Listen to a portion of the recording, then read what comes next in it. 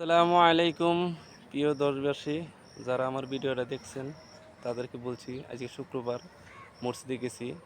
অনেক লোক আমাদের মসজিদে জায়গা হয় না, কিন্তু শুক্রবার ছাড়া ভাই 3-4জন প্রতিদিন নামাজ পড়ি, লোক পাই না। তো ভাই শুক্রবারই কি আমার বাধ্যগত নামাজ পড়া?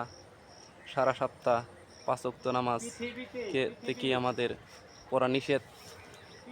আপনারা বলবেন। 5 ওয়াক্ত নামাজ আল্লাহ রাব্বুল আলামিন ফরজ করে দিয়েছে আমাদের প্রত্যেক মুসলিম ভাইদেরকে, যারা আমরা মুসলমান মুসলিম।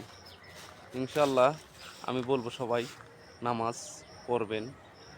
আমাদের শুধু শুক্রবারে বাধ্যগত না, আমাদের প্রতিদিন প্রতি ওয়াক্ত 1টা ঘন্টা সময় যদি আল্লাহ রাব্বুল আলামিনকে আমরা দিই ভাই, আমরা সকল, না হলে সকল নাই ভাই।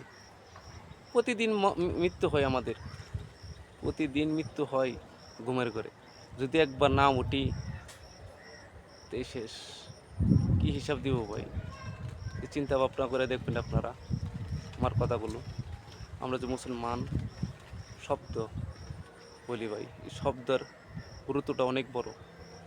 কবরে যাব সবাই, কবরের হিসাব কিতাব অবশ্যই মিলিয়ে দিতে হবে দুনিয়া থেকে ভাই।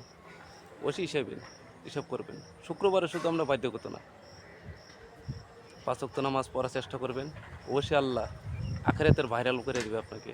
দুনিয়ার ভাইরাল দিয়ে ভাই কোনো লাভ নেই। সীমিত সময় দুনিয়ার ভাইরাল, 1 মাস 2 মাস পরে ভাইরাল থাকে না। আখিরাতে ভাইরাল হলে আপনার জীবন ধন্য হয়ে যাবে। আসসালামু আলাইকুম রহমতুল্লাহ।